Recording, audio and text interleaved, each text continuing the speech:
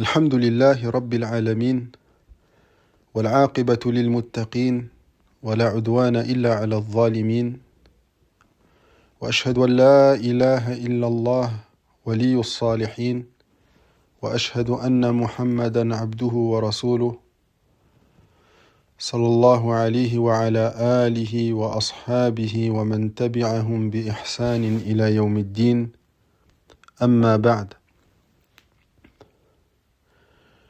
Après avoir traité de la question de la vision d'Allah subhanahu wa ta'ala dans l'au-delà, et après avoir exposé certaines preuves établissant cette croyance, l'imam Abu Bakr ibn Abi Daoud, rahimahullah, continue d'énumérer les questions par lesquelles les gens de la vérité se distinguent, en y croyant et en mettant en garde contre la voie des gens de l'égarement, tels que les Jahmiya, les Mu'tazila et les Asha'ira.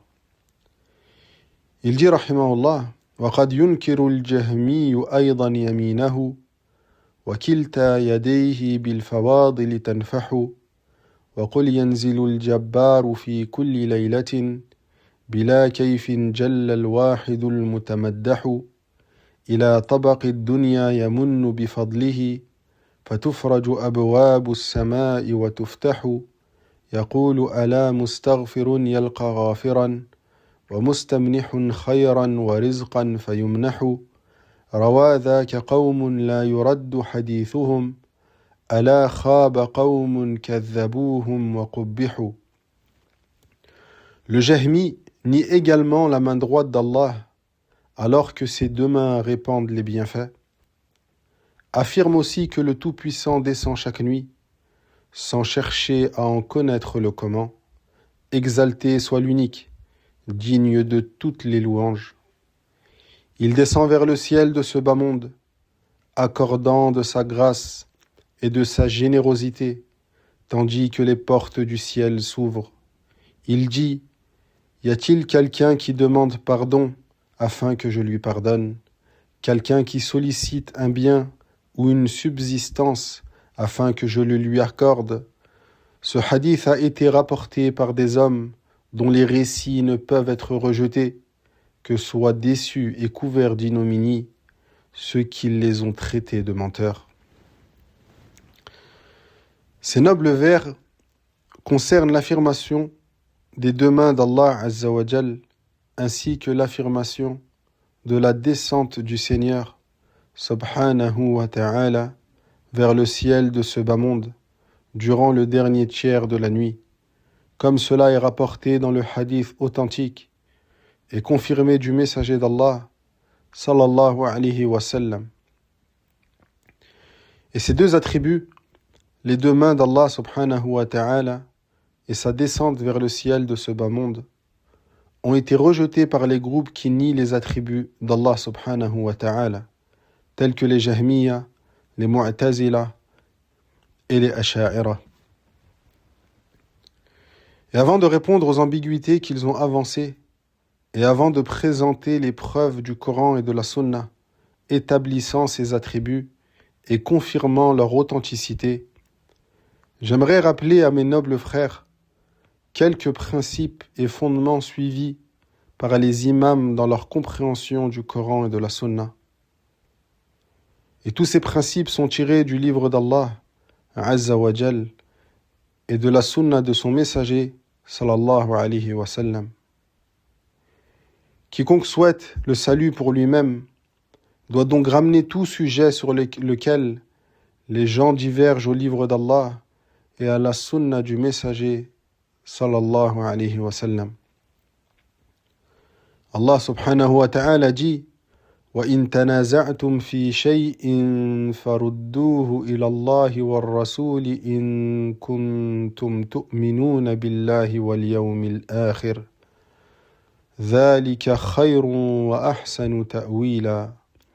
Si vous divergez sur une quelconque chose, renvoyez-la à Allah et au messager, si vous croyez en Allah et au jour dernier. Cela est meilleur et conduit à la meilleure issue. Et une fois que la vérité est clairement établie par le Coran et la Sunna, il incombe à tout musulman et toute musulmane de l'accueillir avec un cœur pleinement ouvert, de s'y soumettre et de l'accepter avec satisfaction. Allah Azza wa Jal dit فَلَا وَرَبِّكَ لَا يُؤْمِنُونَ حَتَّى يُحَكِّمُوكَ فِيمَا شَجَرَ بَيْنَهُمْ ثُمَّ لَا يَجِدُوا فِي أَنفُسِهِمْ حَرَجًا مِّمَّا قَضَيْتَ وَيُسَلِّمُوا تَسْلِيمًا. Non, par ton Seigneur, ils ne seront véritablement croyants que lorsqu'ils t'auront pris pour juge dans leurs différends, puis qu'ils ne ressentiront dans leur cœur aucune gêne à l'égard de ton jugement et s'y soumettront pleinement. Et il dit subhanahu wa ta'ala وَمَا كَانَ قَوْلَ الْمُؤْمِنِينَ إِذَا دُعُوا إِلَى اللَّهِ وَرَسُولِهِ لِيَحْكُمَ بَيْنَهُمْ إِلَّا أَنْ يَقُولُوا سَمِعْنَا وَأَطَعْنَا وَأُولَئِكَ هُمُ الْمُفْلِحُونَ. La seule parole des croyants, lorsqu'ils sont appelés vers Allah et son messager, afin qu'ils jugent entre eux, et de dire « Nous avons entendu et nous avons obéi », ceux-là sont les véritables bienheureux. La première règle dans ce chapitre, celui des attributs d'Allah subhanahu wa ta'ala, est la suivante. Taqdimun naql ala al-aql. Faire prévaloir les textes révélés sur la raison. Cela signifie que nous ne faisons pas des règles rationnelles élaborées par les philosophes, un jugement auquel nous soumettons le Coran et la Sunna. Il convient toutefois de rappeler une remarque importante mentionnée par le cheikh Muhammad Aman al-Jami rahimahullah dans son livre As-Sifat al-Ilahiyya. تقريرنا بأن النقل مقدم على العقل لا ينبغي أن يفهم منه أن السلف ينكرون العقل والتوصل به إلى المعارف والتفكير به في خلق السماوات والأرض وفي الآيات الكونية الكثيرة. لا، ولكنهم لا يسلكون في استعمال العقل الطريقة التي سلكها علماء الكلام في الاستدلال بالعقل وحده في المطالب الإلهية من محاولة الاكتفاء به أحيانا لو استطاعوا أو تقديسه بحيث يقدمونه على كلام الله خالق العقل والعقلاء وعلى سنة رسوله صلى الله عليه وسلم التي هي وحي الله تعالى. Lorsque nous affirmons que les textes révélés priment sur la raison, il ne faut pas comprendre par là que les salafs rejetaient la raison, ni qu'ils refusaient de s'en servir pour acquérir la connaissance ou pour méditer sur la création des cieux et de la terre, ainsi que sur les nombreuses preuves qu'Allah Azza wa Jal a placées dans l'univers. Bien au contraire, cependant, ils ne faisaient pas au sujet de la raison, selon la méthode des gens du Kalam, qui s'appuyaient sur la raison seule dans les questions relatives à Allah Azza wa Jal, cherchant parfois, s'ils l'avaient pu, à s'en contenter ou allant jusqu'à la sacraliser en la faisant prévaloir sur la parole d'Allah, créateur de la raison et des êtres doux et de raison, ainsi que sur la sunna de son messager, sallallahu alayhi wa sallam, qui est elle aussi une révélation d'Allah subhanahu wa ta'ala. Et le Cheikh Salih al-Sheikh dit dans son explication de l'Aqid al-Wasitiyya, en exposant cette règle, نصوص الكتاب والسنة لا يحكم فيها بالقوانين العقلية التي اصطلح عليها طوائف من الخلق بل نأخذ القواعد العقلية من النصوص فالنصوص مصدر للقواعد العقلية كما أنها مصدر للشرع والأحكام وهذا فيه إبطال لمن قدم العقل على النقل أو جعل العقل أصلا والسمع فرعا. Les textes du Coran et de la Sunna ne doivent pas être soumis aux règles rationnelles élaborées par certains groupes d'hommes. Au contraire, ce sont les règles rationnelles que nous tirons des textes révélés. Les textes sont la source des principes rationnels, tout comme ils sont la source de la législation et des jugements religieux. Cela constitue une réfutation de ceux qui font prévaloir la raison sur les textes révélés, ou qui considèrent la raison comme le fondement et la révélation comme une simple branche qui en dépend. Et la deuxième règle dans le chapitre des attributs d'Allah Azza wa Jal est la suivante. Les textes révélés relatifs aux attributs d'Allah doivent être compris selon leur sens apparent. C'est pourquoi les salafs disaient « Amirruha kama ja'at bila kayf » Faites-les passer telles qu'elles sont venues, sans chercher à en connaître le comment. Et leurs paroles « faites-les passer telles qu'elles sont venues » signifie les comprendre selon leur sens connu dans la langue arabe, sans chercher à en déterminer le comment, car les attributs d'Allah ne ressemblent pas aux attributs des créatures. Parmi les sens de cette expression, sans chercher à en connaître le comment, le Cheikh Mohammed ibn Salih al-Uthaymin rahimallah a dit dans son explication de l'Aqida al-Wasitiyya قال بعض العلماء جوابا لطيفا إن معنى بدون تكييف ليس معناه ألا نعتقد لها كيفية بل نعتقد لها كيفية لكن المنفي علمنا بالكيفية. Certains savants ont donné une réponse pertinente au sujet de l'expression sans chercher à en connaître le comment. En disant cela ne signifie pas que nous croyons que les attributs d'Allah sont dépourvus d'un comment. Au contraire, nous croyons qu'ils possèdent une réalité et un comment qui leur sont propres. Ce que nous ignorons est la connaissance de ce comment. Et parmi les paroles qui établissent cette règle figure ce qui est rapporté de l'imam Malik rahimahullah. Un homme vint lui demander Ar-Rahmanu ala al-arsh istawa, kayfa istawa. Le tout miséricordieux s'est établi au-dessus du trône. Comment s'est-il élevé?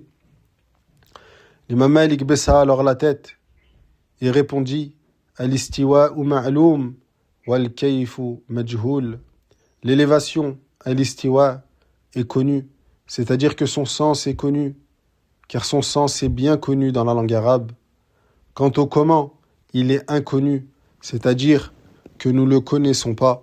En effet, comme l'ont expliqué les savants, parmi lesquels le Cheikh Mohammed ibn Salih al-Uthaymin rahimahullah, la connaissance du comment d'une chose ne peut être obtenue que par l'un des trois moyens suivants. Le premier, en le voyant directement. Or, personne n'a vu Allah Azza wa Jal dans cette vie d'ici-bas. Deuxièmement, en voyant son semblable. Or, Allah n'a aucun semblable. Troisièmement, par l'information véridique donnée à son sujet. Or, le prophète sallallahu alayhi wa sallam ne nous a jamais informé du comment des attributs d'Allah subhanahu wa ta'ala. Et deux groupes se sont égarés à propos de cette règle. Le premier est celui des mufawwidah, ceux qui prétendent déléguer le sens des attributs à Allah Azza wa Jal. En réalité, ils ont attribué l'ignorance au messager d'Allah, sallallahu alayhi wa sallam, ainsi qu'au meilleur des hommes après les prophètes. C'est pourquoi les savants les ont appelés les partisans de l'ignorance, ahlut tajhil. Ils prétendent que nous ne connaissons pas le sens des attributs. Ainsi, au sujet de la parole d'Allah Azza wa Jal, Ar-Rahmanu ala al-arsh istawa, le tout miséricordieux s'est élevé au-dessus du trône. Ils disent, ce verset n'a pas de sens connu. Or, comme l'ont expliqué les savants, ce sont eux qui ont ouvert la porte aux ahlul kalam et aux philosophes. En effet, leur position revient à dire vous ne comprenez pas le sens des textes, tandis que nous le comprenons mieux que vous. Et celui qui attribue cette doctrine au salaf et prétend qu'il pratiquait la délégation du sens, at-tafwid, c'est certes égaré. Comme Allah Azza wa Jal dit, kaburat kalimatan takhruju min afwahihim in yaquluna illa kadhiba. Quelle parole monstrueuse qui sort de leur bouche. Ils ne disent rien d'autre que des mensonges.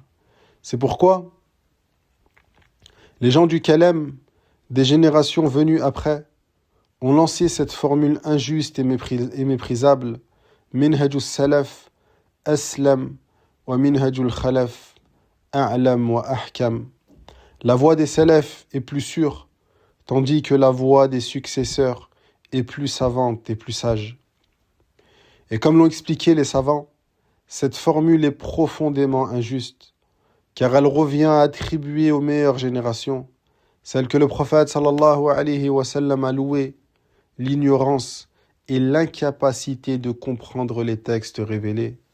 Faya subhanallah, comment pourrait-on prétendre que le prophète sallallahu alayhi wa sallam connaissait le sens des textes liés au ahkam, tels que la prière, la zakat ou le pèlerinage, mais qu'il ignorerait le sens des textes concernant la connaissance d'Allah subhanahu wa ta'ala, alors que sa connaissance constitue le plus noble et le plus élevé des objectifs.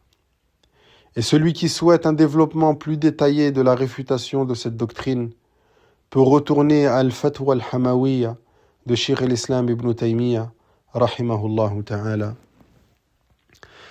Et le second groupe est celui qui a prétendu que le sens apparent des textes n'est pas voulu, car selon eux, quiconque les comprend selon leur sens apparent tombe nécessairement dans l'assimilation d'Allah subhanahu wa ta'ala à sa création. Et par cette croyance, ils sont tombés dans plusieurs graves erreurs. La première, ils ont fait mentir les termes même des textes, en prétendant qu'ils n'indiquent pas leur sens apparent. La deuxième, ils ont attribué un mensonge à Allah, Azza wa Jal, puisqu'ils ont affirmé qu'Allah n'avait pas voulu, par ces textes, le sens qu'ils expriment.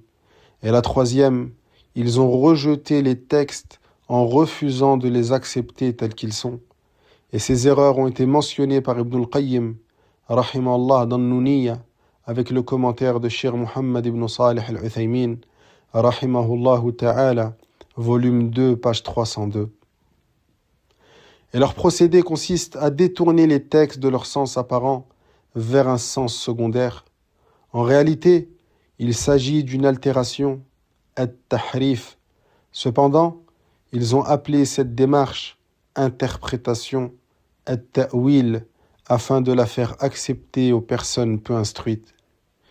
Et les savants leur ont répondu, ce que vous avez fait de ces textes par lesquels Allah se fait connaître à ses créatures et leur inspire son amour, en détournant leur sens apparent vers un sens qui n'est pas voulu, puis en appelant cela interprétation et incorrecte. En effet, le terme ta'wil est employé dans le livre d'Allah et dans la sunna du messager d'Allah, sallallahu alayhi wa sallam, avec un sens tout autre que celui que vous lui donnez. Le ta'wil est mentionné avec 3 significations, et toutes renvoient à une réalité authentique. Aucune ne correspond à l'annulation des textes, comme vous l'avez fait en écartant leur sens véritable. Le premier sens du ta'wil est l'explication et l'interprétation, at-tafsir. La preuve est le hadith rapporté par l'imam Ahmed rahimallah dans son musnad, d'après Ibn Abbas radiyallahu anhuma qui dit أن رسول الله صلى الله عليه وسلم وضع يده على كتفي أو على منكبي شك سعيد ثم قال اللهم فقهه في الدين وعلمه التأويل. Le messager d'Allah sallallahu alayhi wa sallam posa sa main sur mon épaule ou sur mon omoplate. Saïd, celui qui rapporte le hadith, a eu un doute, puis dit « Oh Allah, accorde-lui la compréhension de la religion et enseigne-lui le ta'wil, c'est-à-dire le tafsir, l'explication du Coran, et non pas apprends-lui à détourner les textes de leur sens apparent. Et le deuxième sens du ta'wil concerne les ordres et les interdictions. Il désigne leur mise en pratique, en accomplissant les ordres et en délaissant les interdictions. La preuve de ce sens est que, lorsqu'Allah Azza wa Jal informa son messager, sallallahu alayhi wa sallam, de l'approche de sa mort, et fit descendre la sourate An-Nasr, إذا جاء نصر الله والفتح ورأيت الناس يدخلون في دين الله أفواجا فسبح بحمد ربك واستغفره إنه كان توابا. Lorsque vient le secours d'Allah, ainsi que la victoire, et que tu vois les gens entrer en foule dans la religion d'Allah, alors glorifie ton Seigneur en le louant et demande-lui pardon. Certes, il est celui qui accueille sans cesse le repentir. Aïcha radiyallahu anha a dit, comme le rapporte al-Bukhari dans son Sahih, كان النبي صلى الله عليه وسلم يكثر أن يقول في ركوعه وسجوده سبحانك اللهم ربنا وبحمدك يتأول القرآن. Le prophète sallallahu alayhi wa sallam disait fréquemment dans son inclinaison et sa prosternation: Gloire à toi, ô Allah, notre Seigneur, et par ta louange, mettant ainsi en pratique le Coran. Yata'awwalul Qur'an. Sa parole, mettant ainsi en pratique le Coran, signifie qu'il exécutait l'ordre qu'Allah lui avait donné. Et le troisième sens du ta'wil est la réalisation de ce qui a été annoncé. Ainsi, concernant les rêves, le ta'wil désigne leur réalisation dans la réalité. Allah Azza wa Jal rapporte dans la sourate Yusuf que Yusuf alayhi salam dit à son père Ya'qub sallallahu alayhi wa sallam lorsqu'il était enfant: Ya abati, inni ra'aytu ahada ashara kawkaba wa shamsa wal qamara ra'aytuhum li sajidin. Ô mon père, j'ai vu en rêve 11 étoiles ainsi que le soleil et la lune. Je les ai vus prosternés devant moi. Puis à la fin de la sourate, lorsqu'il fit asseoir ses parents sur le trône et que tous se prosternèrent devant lui, Yusuf alayhi salam dit à son père: هذا تأويل رؤياي من قبل. Voici la réalisation de mon rêve d'autrefois, c'est-à-dire son accomplissement dans la réalité. Nous comprenons donc, à travers ce qui précède, que le terme ta'wil ne peut être employé dans le sens que lui donnent les Asha'ira. En effet, le sens dans lequel le Coran et la Sunna emploient ce terme renvoie toujours à une réalité authentique. Quant à eux, ils l'ont utilisé pour désigner l'annulation du sens des textes. Ils ont ainsi trompé les musulmans en embellissant leur démarche et en l'appelant ta'wil, alors qu'il s'agit en réalité d'une altération, at-tahrif. Quant à la parole de l'imam Abu Bakr ibn Abi Daoud, rahimahullah, وَقَدْ يُنْكِرُ الْجَهْمِيُّ أَيْضًا يَمِينَهُ وَكِلْتَا يَدَيْهِ بِالْفَوَاضِلِ تَنْفَحُ. Le Jahmi nie également la main droite d'Allah, alors que ses deux mains répandent les bienfaits. L'imam, rahimahullah, fait ici allusion au rejet des Jahmi.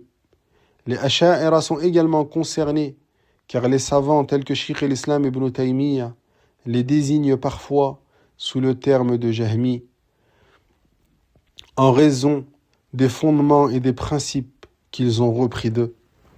Ce vers indique également que les gens de la vérité affirment les deux mains d'Allah Azza wa Jal. En effet, chez les gens de la Sunna, il n'y a aucune distinction entre un attribut et un autre. La règle est la même pour tous les attributs. Il s'appuie notamment sur la parole d'Allah Azza wa Jal adressée à Iblis. قال يا إبليس ما منعك أن تسجد لما خلقت بيدي. Il dit: ô Iblis, qu'est-ce qui t'a empêché de te prosterner devant celui que j'ai créé de mes deux mains? Et sur sa parole, وَقَالَتِ الْيَهُودُ يَدُ اللَّهِ مَغْلُولَةٌ غُلَّتْ أَيْدِيهِمْ وَلُعِنُوا بِمَا قَالُوا بَلْ يَدَاهُ مَبْسُوطَتَانِ يُنْفِقُ كَيْفَ يَشَاءُ. Les Juifs ont dit, la main d'Allah est enchaînée, que leurs propres mains soient enchaînées, et qu'ils soient maudits pour ce qu'ils ont dit. Au contraire, ses deux mains sont largement ouvertes, il dépense comme il veut. Quant aux partisans de l'altération des textes, tels que les Asha'ira, ils ont dit, il est impossible qu'Allah possède des mains, car si nous les lui affirmions, nous l'assimilerions à sa création. Il faut donc détourner le texte de son sens apparent. Ils ont alors prétendu que les deux mains désignent la grâce ou la puissance. Et la réponse à cette fausse accusation est la suivante. Premièrement, votre affirmation selon laquelle l'établissement de ces attributs implique nécessairement l'assimilation d'Allah Azza wa Jal à sa création est fausse. En effet, lorsque les gens de la Sunna affirment un attribut d'Allah Azza wa Jal, ils ne l'affirment jamais d'une manière qui implique une ressemblance avec les créatures. Ils l'affirment au contraire comme un attribut de perfection qui convient à Allah Azza wa Jal, conformément à sa majesté et à sa grandeur. En effet, cet attribut lui est attribué exclusivement et lui est propre. Or Allah Azza wa Jal n'a aucun semblable. Allah Azza wa Jal dit Laysa kamithlihi shay'un wa huwa as-sami'ul basir. Rien ne lui ressemble et il est l'audient, le clairvoyant. Deuxièmement, et c'est un point extrêmement grave, même si vous ne le dites pas ouvertement ô Asha'ira, car vous le dissimulez, votre position en témoigne. Certains de vos chefs ont même osé le déclarer explicitement, comme Jahm ibn Safwan, ainsi qu'Al-Bouti à notre époque. Il s'agit de leur affirmation, selon laquelle les sens apparents de certains textes conduisent à l'égarement. Al-Bouti, qui était considéré comme l'un des principaux shirs de votre école à notre époque, a ainsi déclaré que le sens apparent de certains versets trouble votre croyance et que c'est pour cette raison que vous vous êtes vu contraint de les détourner de leur sens apparent. Troisièmement, votre affirmation selon laquelle les deux mains signifient la grâce est une parole attribuée à Allah sans aucune science. En effet, le mot « main » al-yad est parfaitement connu dans la langue arabe. Quant aux bienfaits d'Allah Azza wa Jal, ils sont innombrables. Comment pourrait-on alors les limiter à seulement deux? Vous dites également que les deux mains signifient la puissance. Nous vous répondons, quel serait alors le privilège d'Adam sur le reste de la création? Car toute créature a été créée par la puissance d'Allah Azza wa Jal, y compris Iblis, la'anahu Allah. Quatrièmement, Allah Azza wa Jal nous informe qu'il saisira la terre et que les cieux seront pliés dans sa main droite le jour de la résurrection. La grâce accomplit-elle donc tout cela? Allah Azza wa Jal dit وَمَا قَدَرُ اللَّهَ حَقَّ قَدَرِهِ وَالْأَرْضُ جَمِيعًا قَبْضَتُهُ يَوْمَ الْقِيَامَةِ وَالسَّمَاوَاتُ مَطْوِيَّاتٌ بِيَمِينِهِ سُبْحَانَهُ وَتَعَالَى عَمَّا يُشْرِكُونَ. Ils n'ont pas estimé Allah à sa juste valeur. Le jour de la résurrection, la terre entière sera dans sa poignée et les cieux seront pliés dans sa main droite. Gloire et pureté à lui. Il est infiniment au-dessus de ceux qui lui associent. Quant à la parole de l'imam, وَكِلْتَا يَدَيْهِ بِالْفَوَاضِلِ تَنْفَحُ, et ses deux mains répandent les bienfaits.